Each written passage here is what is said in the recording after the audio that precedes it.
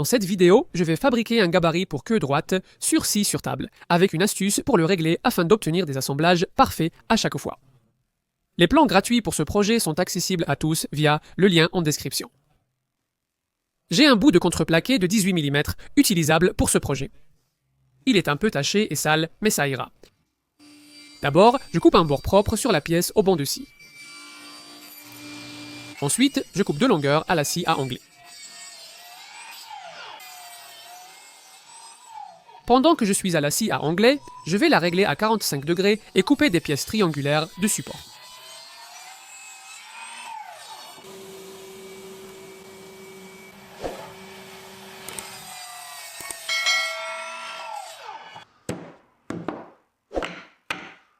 Je dois enlever les pointes des triangles pour les ajuster.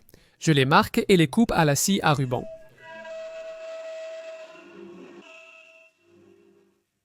J'ai ajouté un peu de colle à bois et j'ai assemblé les deux panneaux pour former une pièce en L. Puis, j'ai ajouté quelques clous de finition de calibre 18 pour les maintenir pendant que la colle sèche. Ensuite, je peux coller les triangles pour renforcer l'ensemble et maintenir le panneau avant à 90 degrés par rapport au panneau de base. J'ai cherché dans mes chutes de bois un morceau pour fabriquer des glissières et j'ai trouvé du sapel. J'ai découpé deux morceaux légèrement plus courts que la profondeur de mes rainures à onglet, environ 8 mm pour ma scie. J'ai découpé les morceaux à la largeur pour qu'ils s'adaptent aux rainures, environ 19 mm. Il m'a fallu quelques essais pour obtenir l'ajustement parfait, et après avoir enlevé une toute petite quantité, ils se sont parfaitement insérés, glissant facilement d'avant en arrière, sans aucun jeu latéral. J'ai placé quelques rondelles au fond des rainures à onglet pour surélever les coulisses au-dessus de la surface de la table. Ensuite, j'approche une équerre de menuisier fiable en laquelle j'ai confiance contre la lame, en m'assurant qu'elle ne touche aucune des dents en carbure. J'applique de la superglue sur les coulisses et positionne le corps principal du gabarit à 90 degrés par rapport à la lame. Tout le monde semble utiliser un activateur avec la superglue de nos jours, mais je n'en ai pas, donc je mets simplement des poids et j'attends quelques minutes. Pendant que la colle prend, je peux installer ma nouvelle lame à rainurée de 6 mm sur ma scie circulaire. Avec ses dents plates, elle est idéale pour les assemblages à doigts. Cependant, n'importe quelle lame à dents plates peut convenir, sans obligation d'utiliser celle-ci spécifiquement.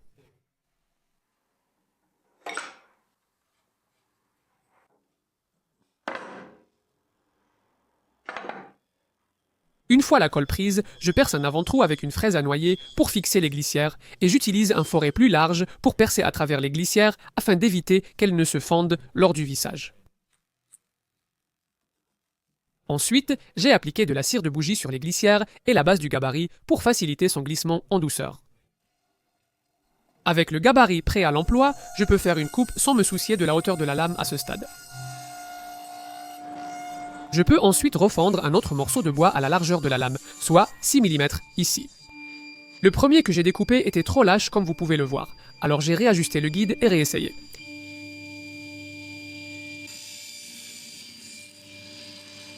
Et celui-là était un peu trop serré, alors j'en ai enlevé un peu plus, et à la troisième tentative, j'ai obtenu un ajustement parfait mais pas trop serré, ce qui est important. Passons maintenant à l'étape astucieuse pour obtenir des assemblages à doigts parfaitement ajustés. J'ai pris une pièce de médium densité fibre comme guide avant. N'importe quel matériau fera l'affaire, j'utilise juste ce que j'avais à disposition. J'ai réglé la hauteur de ma lame à environ 12 mm. J'ai choisi 12 mm car c'est l'épaisseur minimale du matériau que je risque d'utiliser avec ce gabarit. Si vous pensez que vous pourriez vouloir couper des assemblages à doigts dans un matériau plus fin, 9 mm par exemple, alors réglez la hauteur de votre lame à un peu moins de 9 mm. Mais moi, je vais rester sur 12. Je place la butée avant et je fais une coupe à travers celle-ci. Et je peux ensuite insérer la pièce que j'ai découpée à la largeur de la lame tout à l'heure. Et je vais devoir enlever un peu de largeur à cette pièce. J'aurais dû faire ça quand j'avais encore ma lame de scie circulaire habituelle installée tout à l'heure. Je vous le dis pour que vous puissiez apprendre de mes erreurs et éviter de changer de lame aussi souvent si vous faites la même chose. C'était un bon ajustement, et maintenant je peux couper une petite cheville qui sera ajoutée au gabarit, mais je vais garder et utiliser ces deux pièces. La cheville est collée en place dans la rainure de la coupe. Pendant que ma lame habituelle est installée sur la scie sur table, je vais également couper la barrière avant pour qu'elle soit à la même hauteur que le corps principal du gabarit. Je souhaite conserver ce gabarit aussi concis que possible pour minimiser l'espace qu'il occupe.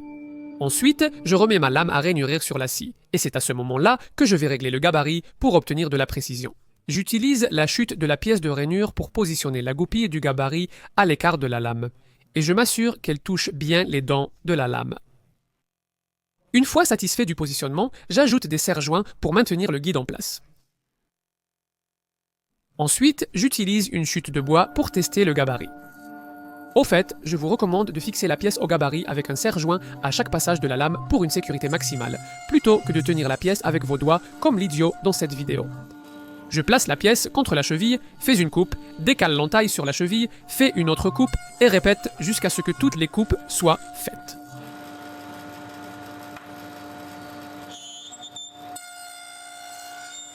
J'ai fait ça sur 2 pièces pour tester l'ajustement et j'ai eu de la chance d'obtenir un résultat parfait du premier coup. Je ne voudrais pas un ajustement plus serré car ces doigts gonfleront un peu une fois que vous y mettrez de la colle.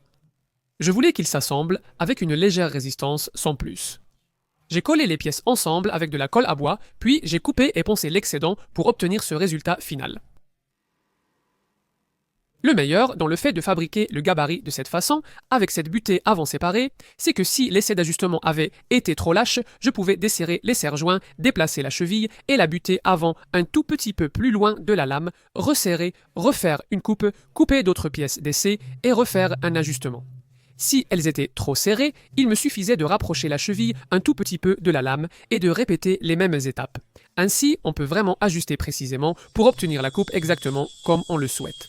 Satisfait de l'ajustement dès le premier essai, j'ai percé et fixé définitivement la butée avant au gabarit avec les serre-joints encore en place. Voici quelques conseils pour utiliser ce gabarit. Commencez par régler la hauteur de la lame légèrement au-dessus de l'épaisseur du matériau utilisé. Dans cet exemple, mon matériau fait environ 14 mm d'épaisseur, donc j'ai réglé la hauteur de ma lame à un peu plus de 14 mm et j'ai fait les coupes. Les premières coupes se font en plaçant la pièce contre la goupille, puis en coupant. Ensuite, une fois la première pièce coupée, on la fait pivoter. On place la première coupe sur la goupille, puis on présente la pièce qui s'emboîtera avec celle-ci. Cela donne le point de départ parfait pour couper cette pièce d'assemblage.